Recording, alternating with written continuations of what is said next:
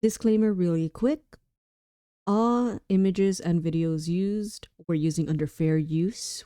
Commentary is on top of the clips. Please note that any copyright issues going forward, if there are any, the audio will be muted for the clips along with the screen being blurred. You will still have access to the voice commentary, but going forward after episode 3, Lady Melanie and I will make sure to be more descriptive in our commentary on what's happening and why we're reacting the way we're reacting, just in case these issues happen. And thank you for joining us along with the technical difficulties we're having, because we did switch from editing programs. We went from Audacity to OBS and then the video editing software I'm currently using. So thank you for your patience and thank you for staying with us. We hope you enjoy the show, Ghoulies. Where the Ghoulies spill the tea. The Cell premiered on August 17th in the year 2000. We are talking peak Y2K era with regards to our leading lady, Jennifer Lopez, who I will be referring to as J-Lo through most of this. J-Lo was already ascending in fame, having started out as a fly girl on In Living Color before getting movie roles in Selena, Anaconda, Out of Sight, and of course, The Cell. By this point, she had also released her first album, On the 6th, in 1999, and was also between spouses and in an infamous on-off relationship with literal supervillain Sean Puffy P. Diddy Combs. J-Lo lived a life. Wait. Are we also speaking about the same P. Diddy that got caught with all the baby oil? Yes, the diddler. Oh gosh, poor J-Lo. I'm not sure if that's bad for her or just bad in general and she found out later on, or if it was happening when they were together. I mean, jury is literally still out on that one, but I remember when she was with him and they were involved in a shooting in a New York club around this time. Like, I think she was filming this movie while that happened. It was a busy time for J-Lo. She was getting her bag. For real. And The Cell has J-Lo playing our heroine, Dr. Catherine Dean, a child psychologist who is working in experimental VR therapy and treatment for comatose patients. That is how she ends up embroiled in a race against time when a serial killer enters a coma shortly after having placed his latest victim in the titular cell, which will kill her in 40 hours by drowning her unless our heroine can go into his brain and get the information out of him. So basically, Inception with murder. You know what? Wasn't there already murder in Inception? Dang, it's been a minute since I've seen Inception. I know that it was about just putting things in people's brains so that they do things. Yeah, it's almost like the suggestive thoughts, but you're physically going into their dream, and you had little trinkets. Everyone had their own personal trinket. The totems, yes. Yes, to realize if they were in a dream or not. And then it got to a point where, like, you're not supposed to use other people's personal totems to figure out if you're a dream or not, because they don't work for you. Mm-hmm, right. So, yeah, we're going to get into some of that whole confusion between reality and virtual reality a little bit here in the summary. So we watched The Cell, so you don't have to, and you are going to get to hear the summary of the movie while we play some clips.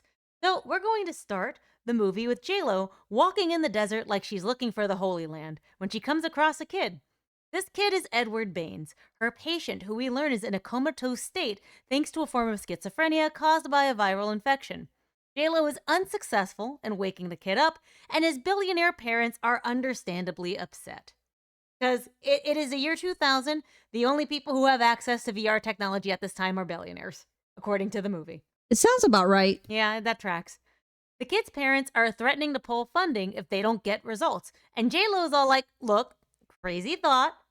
How about we have the kid go into my mind instead of sending me into his? Huh? And the board's like, no, babe, that's too dangerous and might freak him the fuck out to the point of mental shutdown. J-Lo's like, fine, whatever, for now. Meanwhile, we've got Vincent D'Onofrio doing what he did best at this point in his career, and that's playing a deeply unsettling guy doing increasingly fucked up things. See, for example, Men in Black. Wait. Who did he play in Men in Black? Because my brain is foggy. Edgar the Cockroach Alien. You know what? Yeah, I see it now. Yeah, no, this was basically his thing back in the day.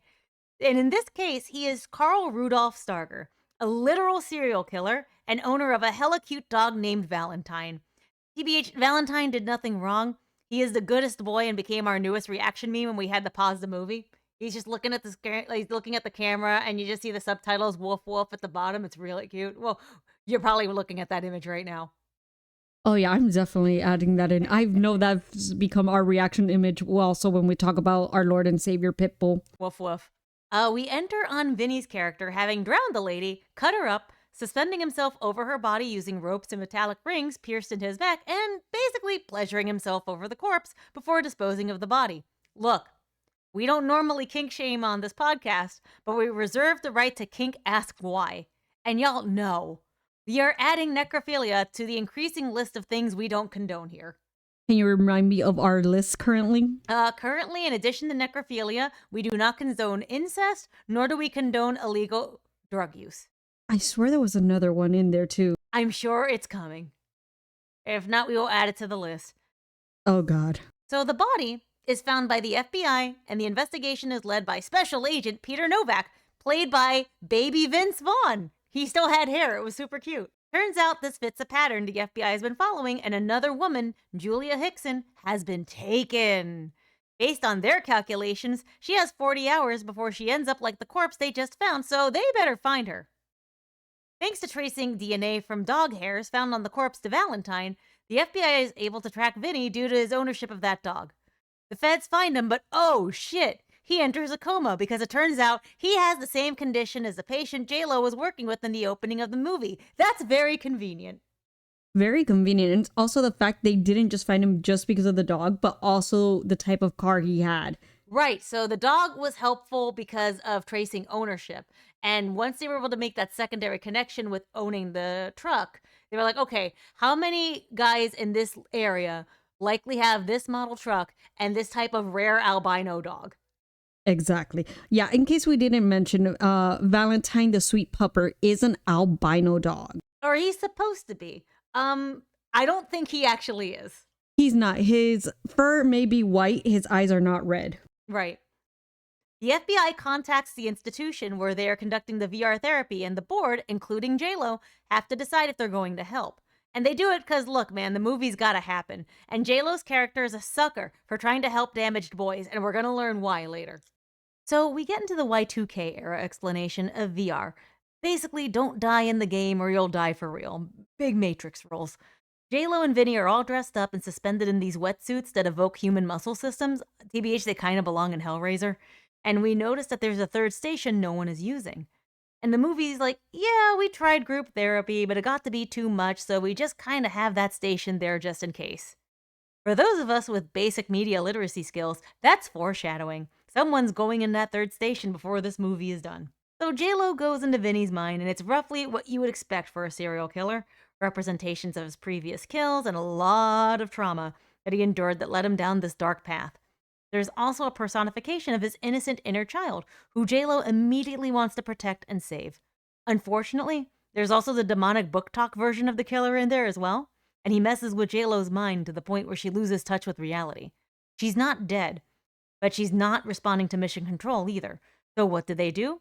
They send Baby Vince Vaughn in with no training and a mysteriously accurately sized muscle VR suit. You know what? Something I also noticed here is there's a lot of horses in the movie, and I wanted to figure out what was it. I think it was just the 2000s where we were obsessed with horses, and they needed to be in every single movie. You know, I think Spirit of the Cimarron would agree with that. Baby Vince Vaughn gets in there, and J-Lo's all gothed up and evil, and he gets mildly seduced before a book talk killer gets him and starts to virtually disembowel him. It's super gross. Baby Vince Vaughn is having a bad time and resorts to telling J-Lo the kind of traumatic info that would snap her back to reality. Namely, that she became a social worker to help kids like her younger brother, who died in a coma 6 months after a car crash. I'd like to also point out, he's being tortured by a medieval torture device as well. No, it is nasty. It's pretty bad. This snaps J-Lo out of it, and she manages to get Baby Vince Vaughn and the inner child to safety, and, coincidentally enough, to a place that has the exact clue Baby Vince Vaughn needs to find the cell holding Julia Hickson. So he hops off of the Discord call to handle that. This whole time, Julia Hickson has been being waterboarded at random. She literally asked for none of this, and it really is in the nick of time that baby Vince Vaughn is able to save her on this one. What I also realize here is Julia goes through multiple stages, but the moment she's put in there, she goes to one immediate stage that most victims do when with their kidnappers, or they get to this stage later on. She jumps to it immediately.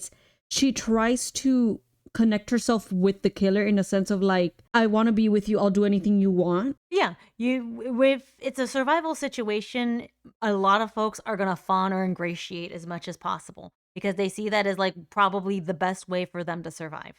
Doesn't mean they want to do that. They just don't want to die. No, yeah, I completely agree, but it was a very smart tactic. If she probably didn't know why she was doing it, but it's very like, there have been a lot of like people, especially there was a young girl. I don't remember her name. If I remember it, I'll add it in post. There were actually 2 cases of this happening. The first case being Lisa McVeigh. This case happened in 1984. She was a 17-year-old girl. She was abducted in Florida by the serial killer Bobby Joe Long. After 26 hours of captivity, she was able to convince the killer to let her go by endearing him to her, saying that she was taking care of her sick parents and that she was willing to be his girlfriend and keep his information secret. Then the most recent case we have is 2013 with 14-year-old Abigail Hernandez, who was abducted in New Hampshire by Nathaniel Kitty and held captive for 9 months. Hernandez used reverse psychology to help endear him to her and kept sympathizing with Kitty, along with saying that what he was doing were just small mistakes and she would never tell anyone, building trust with him, leading him to release her in 2014. And she was able to convince her kidnapper to endear himself to her so much that he released her, and she got him caught after. Yo, that's skills. Skills I hopefully never have to use, man. So, meanwhile, oh, bless you. I'm sorry. It happens. We might be allergic to Stockholm Syndrome here. I know I am. Meanwhile, JLo decides, fuck it, we're reversing the feed on this, and basically invites Vinny's inner child into her mind, which she's made like a paradise with peacocks and saintly imagery. However, the book talk killer follows them, and she has to fight him. Unfortunately, whatever damage the book talk killer takes, the inner child is subjected to. They are the same person after all, and thus, no matter what JLo does, she truly cannot fix him. Happens to the best of us, girl. She tried, but she realizes, yeah, I can't, and I have to. It's not that she wants to kill him because she could have left him alive. It's the fact that his inner child begged her to please purify him, and the only way he saw that purification was the same way he was killing his victims. Yeah, the inner child basically tells JLo it's okay, and that he would rather be unalive than keep living like this, so she ends his pain by drowning him. He dies in the game and thus dies for real. Vinny's reign of terror is over. JLo ends up adopting his dog, and the movie ends with her inviting her initial patient into her mind and starting to make that progress she wanted. And that there is The Cell. Very emotional movie, and a lot. You have to take a few breaths. I know we paused the movie a few times. We rewinded the movie a bit to like for certain things there. But I know we paused it a bunch and we were just discussing between ourselves. Oh, it was very tense too. Like, for a movie made at that time that can come across as cheesy as time goes on, like there were some moments that really captured me. So the thing that interested me most about this movie was VR therapy. I think it's safe to say that VR therapy is portrayed as accurately in this movie as computers are in Weird Science. So, while The Cell is a highly fantastical and thrilling movie, the technology utilized in it does exist in a different form, and has for a while now. It may not be as gory or sexy. VR therapy still does a lot of good work, and not only or specifically for the comatose. So, let's get into the basics. Virtual reality therapy, VRT, also known as virtual reality immersion therapy, simulation for therapy, virtual reality exposure therapy, and computerized CBT, which is cognitive behavioral therapy and not cock and ball torture. Get your minds out of the gutter. Well then. Look, the times I was looking for therapy for myself and I looked up CBT without safe search are burned forever in my mind. The pain games. Please do not look that up. But coincidentally, That is not something we're going to say we don't condone. We're not going to kink shame it. Maybe ask why, but that's for another day. And anyhow, virtual reality therapy in all of its forms is the use of virtual reality technology for psychological or occupational therapy and in affecting virtual rehabilitation. Patients receiving virtual reality therapy navigate through digitally created environments and complete specially designed tasks often tailored to treat a specific ailment. It is designed to isolate the user from their surrounding sensory inputs and give the illusion of immersion inside a computer generated interactive virtual environment. This technology has a demonstrated clinical benefit as an adjunctive analgesic during burn wound dressing and other painful medical procedures. Technology can range from a simple PC and keyboard setup to a modern virtual reality headset. It is widely used as an alternative form of exposure therapy, in which patients interact with harmless virtual representations of traumatic stimuli in order to reduce fear responses. It has proven to be especially effective at treating PTSD and shows considerable promise in treating a variety of neurological and physical conditions. Virtual reality therapy has also been used to help stroke patients regain muscle control, to treat other disorders such as body dysmorphia, and to improve social skills in those diagnosed with autism. Nowhere do I see that they needed to wear the weird muscle suit. I think that was just a Y2K thing. I really do too. When I was watching this with the vampire, he pointed out that those suits were probably leftovers from like a Dracula movie that was filmed around that time. You know what? That makes complete sense. And we need to now look for Dracula movies around that time. I'm sure we will find it. An early exploration in 1993 to 1994 of VRT was done by Ralph Lamson, a USC graduate then at Kaiser Permanente Psychiatry Group. Lamson began publishing his work in 1993. As a psychologist, he was most concerned with the medical and therapeutic aspects, that is, how to treat people using the technology rather than the apparatus, which was obtained from Division Inc. Psychology Today reported in 1994 that these 1993 to 1994 treatments were successful in about 90% of Lamson's virtual psychotherapy patients. Lamson wrote in 1993 a book entitled Virtual Therapy, which was published in 1997, directed primarily to the detailed explanation of the anatomical, medical, and therapeutic basis for the success of VRT. In 1994 to 1995, he had solved his own acrophobia in a test use of a third party VR simulation, and then set up a 40-patient test funded by Kaiser Permanente. So I'm looking at this like in the movie where they have that board. Like, this is where like all that funding is going for all those tests. Yeah, I get you there. And it's also the fact that it's pretty smart with the funding that's going to it. He's saying, oh, was able to cure my own phobia. It's not just his. They did the experiment with 40 people, which is what scientists are supposed to do, is test out their hypothesis that something will work. And he's proving that out of all the tests he does, 90% of the time, it does work. Yeah, and that is a solid retention rate. Shortly thereafter, in 1994 to 1995, Larry Hodges, then a computer scientist at Georgia Tech active in VR, began studying VRT in cooperation with Max North, who had reported anomalous behavior in flying carpet simulation VR studies and attributed such to phobic response of unknown nature. Hodges tried to hire Lamson without success in 1994 and instead began working with Barbara Rothbaum, a psychologist at Emory University, to test VRT in controlled group tests, experiencing about 70% success among 50% of subjects completing the testing program.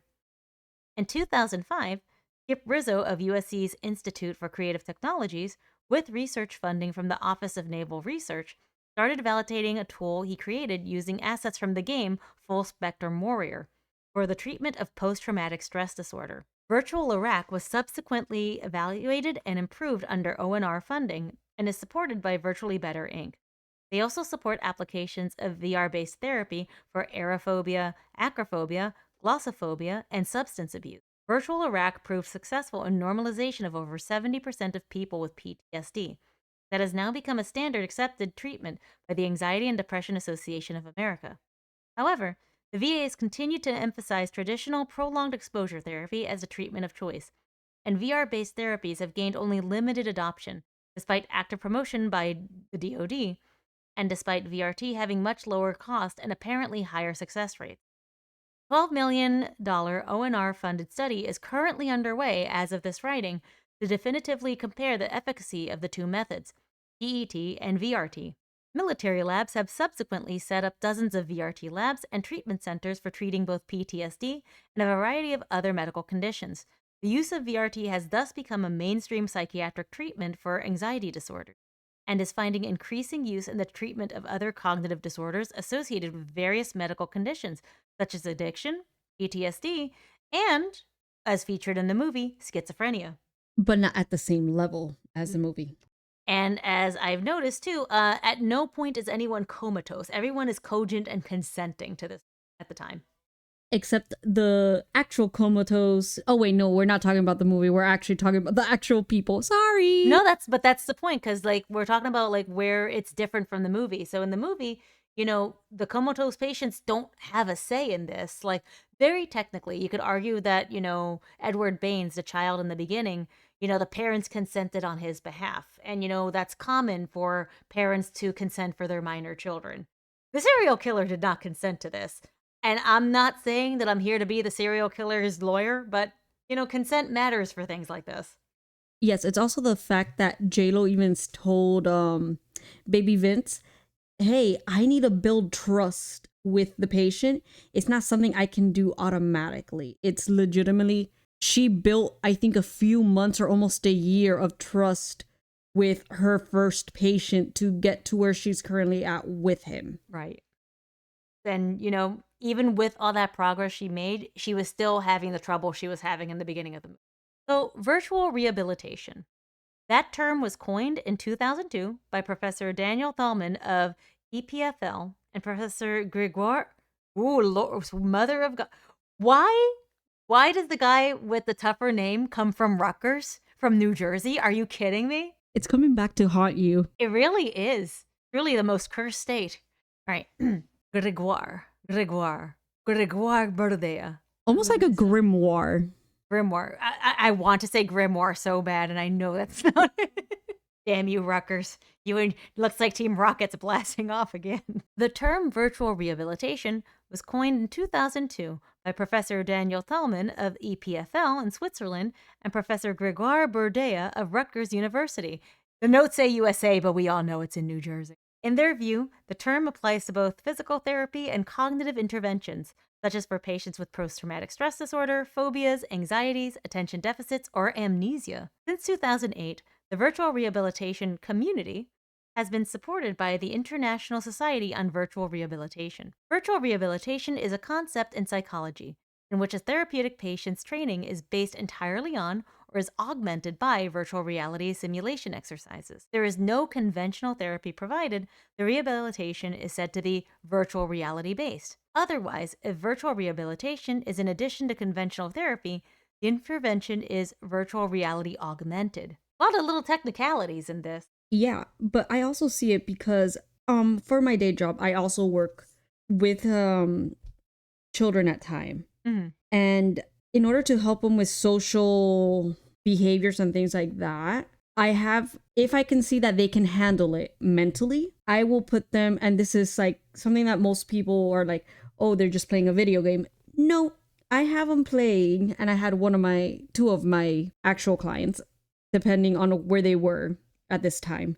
I had one doing Stardew Valley because they were able to function and understand the process of Stardew Valley. And it got them in a routine. It got them, okay, this is what I do. This is how I follow tasks. And it helped them build.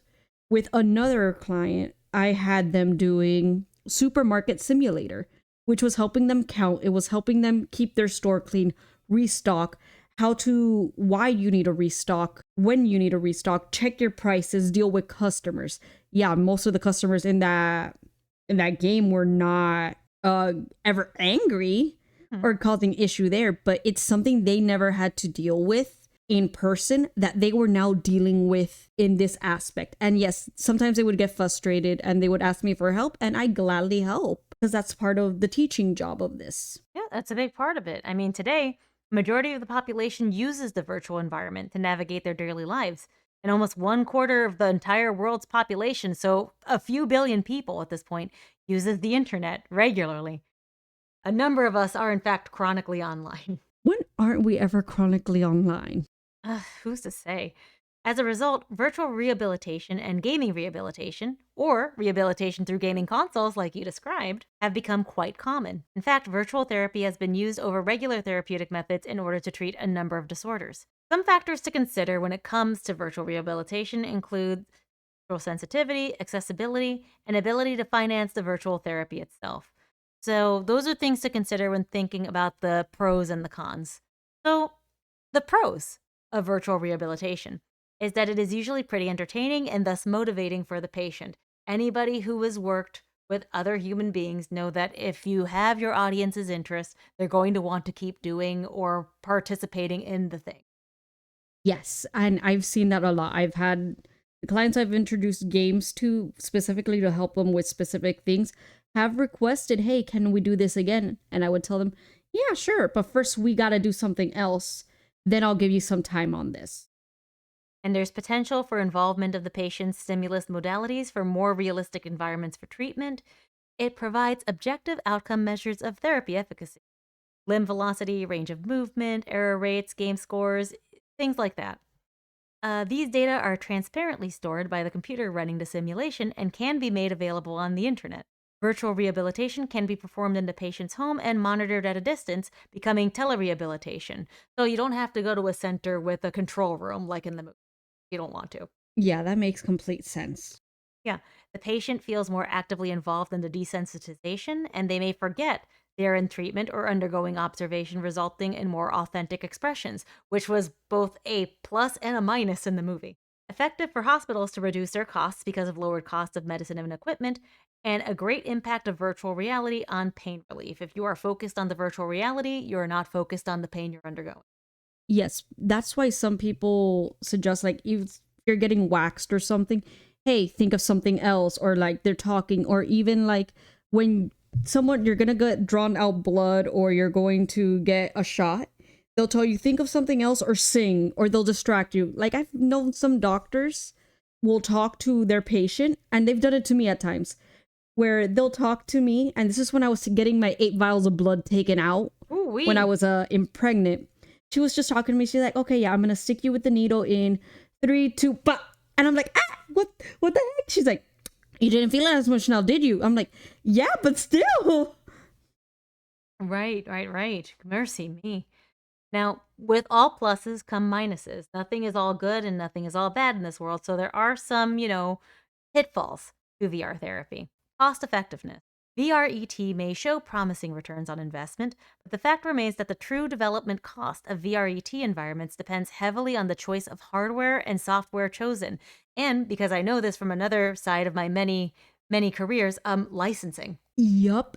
Depending on where you are, if you don't have a license to do it, or you'd stop paying the licensing, you lose it. Or the company that was doing the license goes under and it transfers and it becomes a whole mess because they send people to audit you, and boy, are they thorough. No, yeah. And what sucks is, especially if you're doing this for therapeutic and the system itself is saving the data, Hmm. there can be a violation of HIPAA if there's a data breach. Oh, yeah, no, that's a huge problem. There's also the question of treatment effectiveness. For the treatment to really take effect, a patient should be able to successfully project and experience their anxiety in a virtual environment.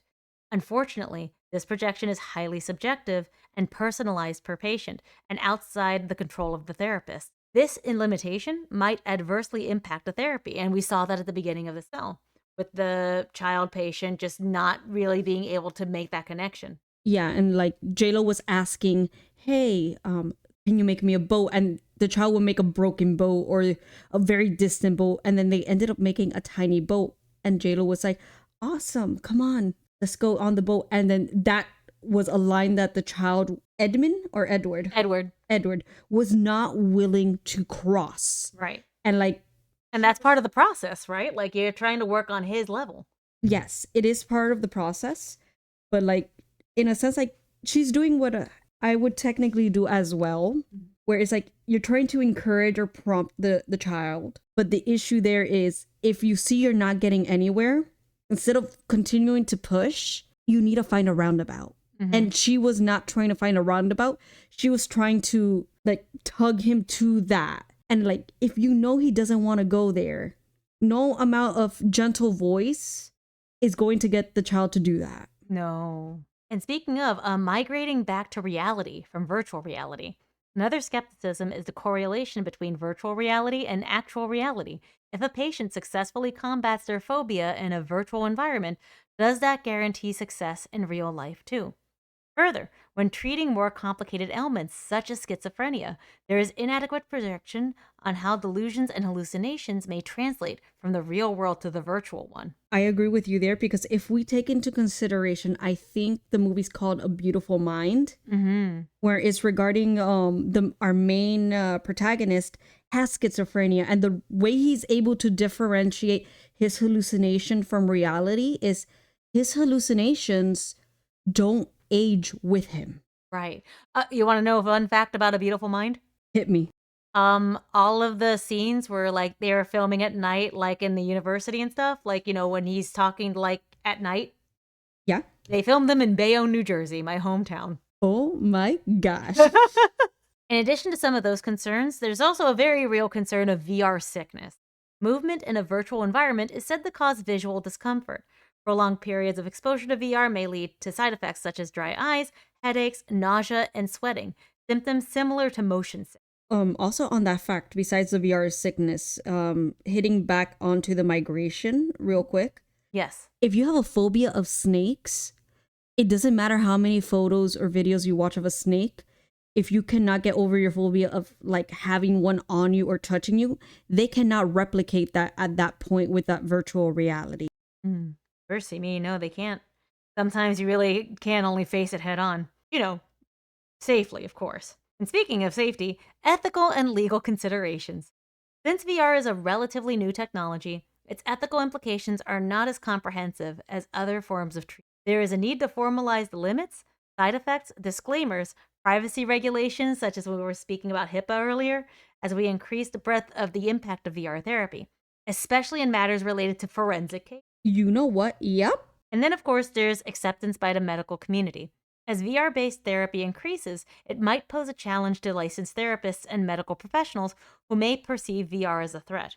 After all, VR deviates from the pre established norm of talking cure and the way things have been done previously. But here's the issue. The way I see it, in a sense, I understand them. They feel like their job is on the line. Mm-hmm. What's stopping you from also, in a sense, you are in that virtual reality with your client. Your client's not just there by themselves. It's not just you programming the stuff. It's legitimately, you're still talking to your client, but let's say in a more comfortable location. Right. To help them through it. You can still be there. Like, in a sense, it would be like two people in the virtual reality, which is already what happens most of the time. And most of the times people will connect better that way. Right. And, whenever there's a new technology or a new methodology that premieres, there's always going to be those factions of people who want to jump in without really thinking about it. You're going to have your holdouts who believe that, the Freudian method was right the entire time and we never should have left from that. And then a big spectrum in the middle of people who are closer to not wanting to move to really. And, as I tend to believe, a lot of times the truest answer lies somewhere in the middle. So we're going to talk a little bit about the therapeutical targets with regards to how VR therapy handles mental health. When it comes to depression, in February 2006, the UK's National Institute of Health and Clinical Excellence, known as NICE, I like their NICE better, recommended that VRT be made available for use within the NHS across England and Wales for patients presenting with mild to moderate depression, rather than immediately opting for antidepressant medication. Some areas have developed or are trialing. At Auckland University in New Zealand, a team led by Dr. Sally Mary have been developing a computerized CBT fantasy serious game to help tackle depression amongst adolescents. The game, Sparks, has a number of features to help combat depression, where the user takes on a role of a character who travels through a fantasy world combating literal negative thoughts and learning techniques to manage their depression. Sounds like Psychonauts to me. You know what? It does sound like that. It also, I like the fact where it says literally combating negative thoughts, because what people, I know some people go through depression, some have it annually, some have it seasonal. Depression's not just technically a mood you're in from my understanding and from when I went through depression as an adolescent. And my mom, sorry, mama, if you're hearing this, when I told you I was depressed and your response was, what do you have depressed to be about? That does not help at all. Hey, good old Latin handling of depression. Depression? Pfft, you don't have real problems to be depressed about. See, this is why when you tell them you have depression, that's what happens. You know what you do? Tell them you have dysentery. Watch, they'll handle it. Yep. the different D's. But besides that, I know when I was going through depression, I wasn't fighting other people. I was mainly fighting my mind because it was always all the negative thoughts. It's like, you're not good enough. Why aren't you as good as everybody else? Why aren't you as doing better? Hey, look, you should be getting the straight A's because your parents are giving you everything. And I believe that type of depression for adolescents, especially when they get a lot of like parental pressure to be good, not perfect, but do your best, do good. You get the scholarship, do everything you need. Look at how we're struggling or how we're doing as a family. You need to do better so you do better than us. It's a lot of pressure. And I'm also looking at that description again, and I want to think about how many of these apps in the past few years where you're kind of your own Tamagotchi and you have to remind yourself to drink water and to think happy thoughts and complete your tasks. I'm like, I wonder how many of those apps are connected to this research. You know what? That would be very interesting to find out it is, because it does help. And a lot of people also with a different, I don't like calling it a mental disorder, but it's technically a mental disorder with ADHD, ADD as well, that you need something visual or something like physical to remind you of the task you got to do and the way you do it. Because if you don't find a way to organize yourself, it's not going to happen. Yeah, you're going to try and do everything and it's never going to work out and you're just going to spiral. Yeah, no. And I think about those apps and I think about the even more recent push of like trying to put AI in them. And I'm like, ooh, you don't want that unregulated without human eyes because of just how interconnected that all is with human development and mind stuff. Sadly, there has already been a case where, and it wasn't even these Tamagotchi apps. It was the virtual girlfriends. Oh, girl, that's worse. And this gentleman built his AI girlfriend out of an anime character that he really liked, his waifu. And it got to a point that he was going through depression. And because an AI is trained based on what you give it, and this AI was trained to, like, in a sense, not to dissuade him, but more like encourage him. She probably encouraged some very unencourageable thoughts. She did, and he ended up losing his life. Oof. But see, that's why you can't put these unregulated things without a lot of testing and study and understanding. Like, also, regulation. It's your friend. Maybe I want to eat a burger that doesn't have rat poop in it. Crazy, right? Really? You don't want it with rat poop? You know, it's almost like the reasons why we have these laws and mandates for why things should be a certain way are because people suffered previously and they don't want people to suffer anymore. You do know we still get some insect parts in our chocolate still, right? Yeah, there's a percentage. Yeah. There's a percentage. So going back on task, we also have schizophrenia, which was the biggest one addressed in the movie. Avatar therapy is a form of therapy that can be delivered through virtual reality designed for people with schizophrenia who experience distressing auditory hallucinations, particularly in hearing hostile voices. In this therapy, patients engage in real-time, face-to-face dialogue with a digital avatar that represents the voice they hear. The therapist operates the avatar, allowing it to verbally communicate with the patient in a controlled and safe environment. Over time, the patient learns to confront and reduce the power of the hallucination, often finding relief from its intensity and frequency. Avatar therapy aims to help patients gain control over their symptoms, reduce distress, and improve overall mental health.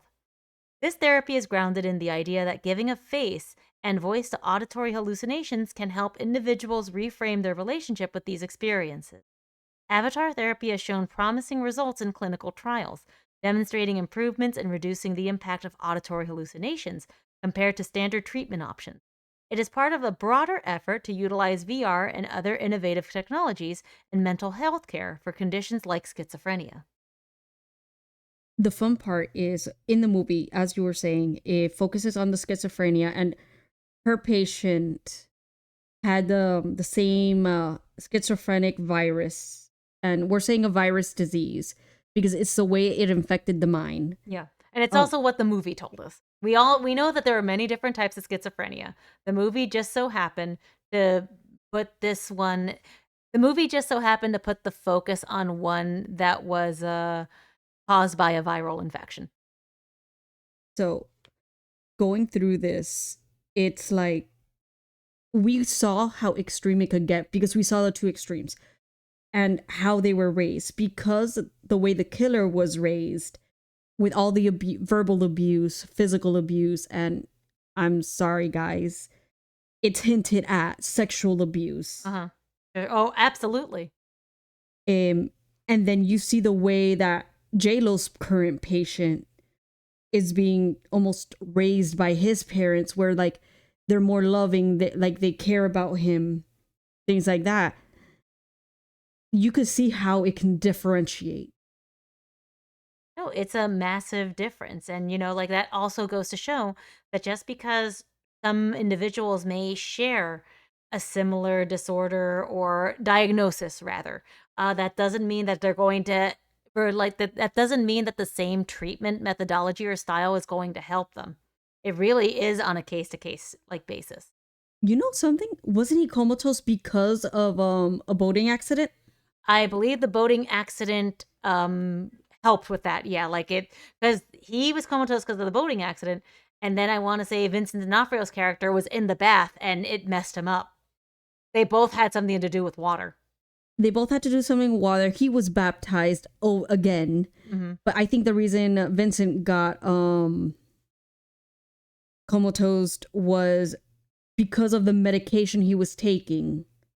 He overdosed on that medication. Yeah, like they were not handling their symptoms well at all. So moving on, we also have eating disorders and body dysmorphia. Virtual reality therapy has also been used to attempt to treat eating disorders and body dysmorphia. One study in 2013 had participants complete various tasks in virtual reality environments, which could not have been easily replicated without the technology. Tasks included showing patients the implications of reaching their desired weight, comparing their actual body shape to an avatar created using their perceived body size, and altering a virtual reflection to match their actual body size. So I can see that working really well with folks who struggle with anorexia or bulimia, being like, I need to be 90 pounds, and then seeing of what an actual 90-pound avatar looks like. Yeah, because what is hard to put into mind at times, and I know this is coming also personal from my side in this aspect, is right now I'm 4'11" and I am 180-ish pounds. My ideal weight for my height, according to doctors, is 110 pounds, meaning I'm 70 pounds over. If I was, let's say, 5'4", 5'5", I'd be at a very decent weight. I would not look overweight for my height and my body proportion. But because of my height and the weight I'm at, I don't look the way I should. Mm. I'm not sure about you, Lady Mel, how you would perceive this as well. No, I mean, I struggled with weight most of my life until I was able to just kind of. I had to handle a lot of other things before I could handle that. And even now, I'm probably at the sveltest I've been in my adult life. And I still, to this day, have people be like, well, you could lose another 10. I'm like, guys, for what? I'm happy. Exactly. And you look really good for your where you currently are. If you decide to lose or gain, it's up to you and where you feel comfortable at this point. Now, me saying this, I'm not saying this to a point where, in a sense, like gain and you gain 120 pounds, because there you're damaging yourself. If you gain weight to a point where you cannot move and you cannot function, and this also counts for losing weight to a point where you cannot function, it is hard for you to even walk because you don't have the muscle or like Everything atrophies after a certain. yes, you cannot go to those extremes, but you need to be healthy within your own body and mind. Yeah. You only get the one body. And depending on a lot of other things that happen in life, you might not be able to put as much emphasis into that care as you can. And there's no shame in that. Can confirm that's was definitely my story for a very long time. But my whole philosophy on that is, you know, if you are at a point where you can do your daily tasks without getting winded or without fainting because you haven't eaten for the last 3 days, you're probably in a good spot. And unfortunately, girlies, you could be in the perfect BMI. There's always going to be some jackass doctor asking if you've tried to lose weight. And Yep. that's a cultural thing. That's a societal thing, not an us thing. Yes. I don't know how many freaking times I've had a problem and I've gone to a doctor and they're like, you just need to cut off soda and you need to lose weight and you're going to solve the problem. I come back, hey, I'm doing what you suggested. The weight's not coming off, but I'm doing everything you suggested. My problem's still here. Then they're like, okay, let's do a blood test. Yeah, it's like, babes, you could have done it in the first place. But hey, another story for another podcast. The horrors of womanhood. Oh boy, you know what? Speaking of gender dysphoria, early research suggests that virtual reality experiences may offer therapeutic benefits to transgender individuals experiencing gender dysphoria. More experimentation and professional examination is needed before virtual reality could be prescribed as a treatment in practice. However, some transgender individuals have engaged in what can be characterized as an anecdotally alleviating form of self administered virtual sex reassignment therapy. Digital spaces offer a form of anonymous self expression that trans individuals, due to exposure of discrimination and violence, are not fully granted to them in real life, or, as we say on the internet, IRL. The sophistication of virtual reality expands on these newfound liberties by providing an avenue for those with gender dysphoria to embody their gender identity, if it is not accessible for them to do so in their real life. Through use of available VR video games and chat rooms, those with gender dysphoria can create avatars of themselves, interact anonymously, and work towards therapeutic goals. The way I saw TikTok about this literally today. You're kidding me. No, I was doing my thing. I was on my scroll, and it was, finding out that you're gaming with an egg. For those of you who are not in the LGBTQ Rainbow Mafia community, an egg is a term that is used for a trans person who doesn't realize they're trans yet. Their egg hasn't cracked. Okay. So how you're gaming with an egg, and it was, a trans girl creator playing both, the person who knows and the egg. And she's like, hey, I noticed that your avatar is a girl. I was like, oh yeah, well, when you talk to boys on the internet, they give you stuff sometimes if they think you're a girl. And they're like, okay. And then, they see that person get on a Discord call and they're like, oh, hi, yes. And they're like, why are you lightening your voice? It's like, oh, I got to commit to the bit. I'm like, you're a girl, aren't you? Yes, I'm a girl. I haven't figured it fully out yet, but yes. Huh. That's one way to look at it. Because I do know there's another extreme to that one as well, which is, and this is dangerous in the aspect of mainly parents when it comes to their younger children. And it's, be respectful when I say this as well. It's not all parents, but they want to be, I don't know how to say this without saying it the way I'm going to say it, on trend. And right now, for everything in social media, it is technically, and I'm doing this with air quotes, trending. It's just coming more to light for some people. But there are some parents where they're like, we want to be in the spotlight. So they'll grab their kids. And if their kid is by chance a boy that decided, hey, I want to play with this Barbie doll just because I like the way the Barbie doll looks. Oh, you have to be a girl. And they immediately start changing everything. And it's like, and then the boy goes to play with a monster truck. No, you can't like the monster truck. It's like, what do you mean? So He's a kid. That is less the children deciding for themselves who they are and more the really toxic, because there's those momfluencers and dadfluencers. You're not getting out of this. There's those, and then there's the trad folk. We are going to have our 12 children on a farm, and we're going to drink raw milk. Like, again, it's that two ends of the spectrum and a lot of the weird in between. Yes, I was about to hit that one too. I got you. We share that brain cell. Again, journeys are all individual, and when it comes to working with minors, it is especially difficult because, of course, you want them to explore and you want them to be safe and you want to support and encourage them. And it's a really scary world out there. And you can only make the calls that you know how to make when you know them. And the best you can do is just keep your eyes open and be mindful of what your child is consuming and be understanding that there may be things that they explore that you might not get yet, but you're never going to get them if you try to shut them down immediately. When you do have a kid that's in the exploration phase, let them explore. And this also comes with sexual preference. They may not know what they like. They may decide, oh, one day I'm straight. One day I'm this. One day I'm that. They might be ace. We don't know. Mm-hmm. You let them explore and just be ready to be there for them, whatever their choice is. And speaking of just being there for your kids, therapeutical targets also cover occupational therapy. Yes, OT. And we're going to start off with autism. Virtual reality has been shown to improve the social skills of young adults with autism. In one study, participants controlled a virtual avatar in different virtual environments and maneuvered through various social tasks, such as interviewing, meeting new people, and dealing with arguments. Researchers found that participants improved in the areas of emotional recognition in voices and faces, and in considering the thoughts of other people. Participants were also surveyed months after the study for how effective they thought the treatments were, and the responses were overwhelmingly positive. Many other studies have also explored this occupational therapy option. We also have ADHD, attention deficit hyperactivity disorder.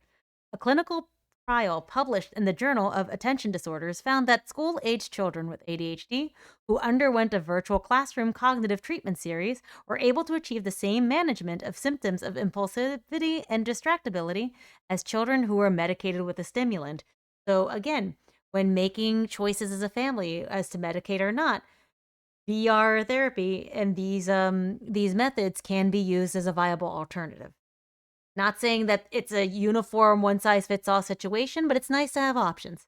We also cover post-traumatic stress disorder. It may also be possible to use virtual reality to assist those with PTSD. The virtual reality allows the patients to relive their combat situations at different extremes, as a therapist can be there with them, guiding them through the process. Some scholars believe that this is an effective way to treat PTSD patients, as it allows for the recreation of exactly what they experienced.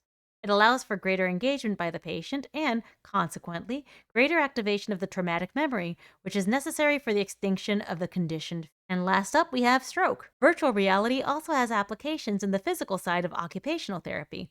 For stroke patients, various virtual reality technologies can help bring a fine control back to different muscle groups.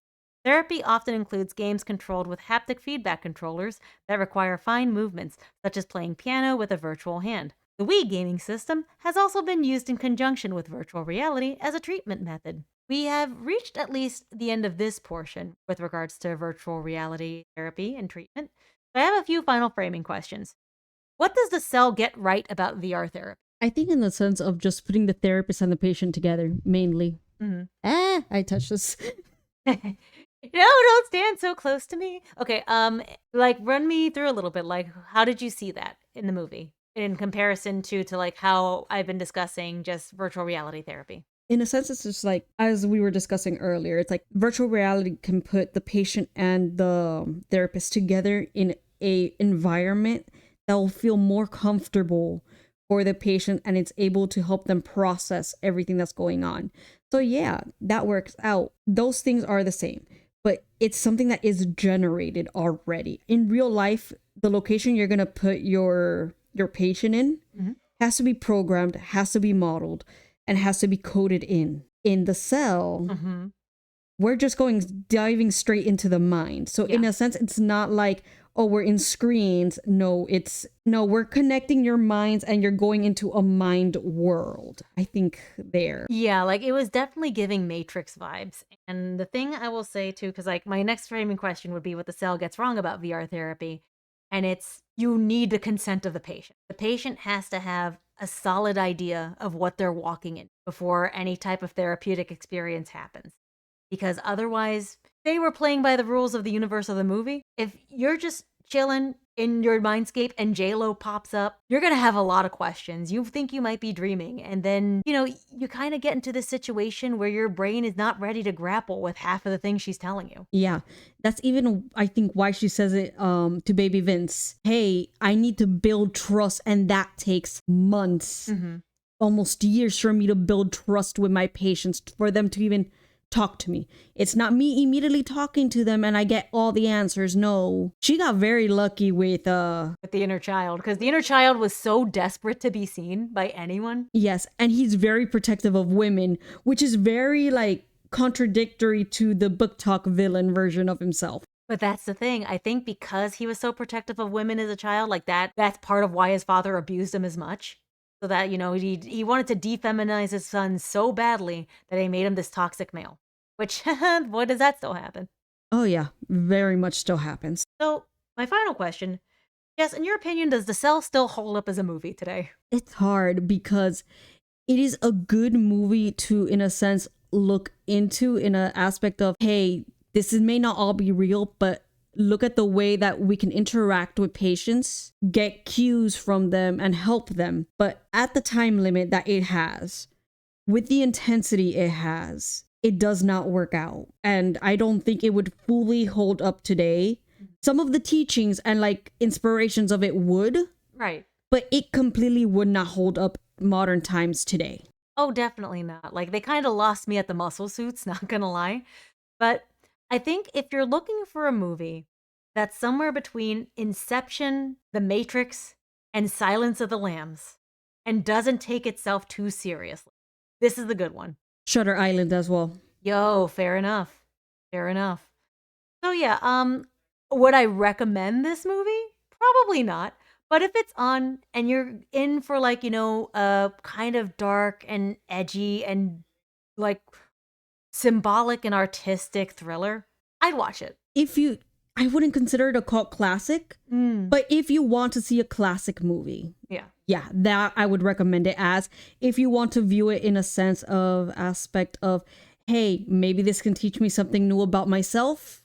Probably not. Probably not, unless you've I wouldn't even suggest it to people that have gone through a very abusive relationship with their parents. I would tell you, it's pretty triggering in that regard. Yes, please stay away from this movie. This movie will not help in any regards. It may re-trigger you. And I think on that note, we are going to be breaking out of the cell for this one. Yep, and hopefully we don't go into a cube. Oh boy, don't confuse those two movies. That'll get you in trouble. But not as much trouble as poor Halle Berry is going to be in this next episode. Oh yeah, the stuff she goes through and the trauma she's going to go through. But I guess you're going to have to tune in next time to find that out on Where the Ghoulies Spill the Tea. Zip, zip.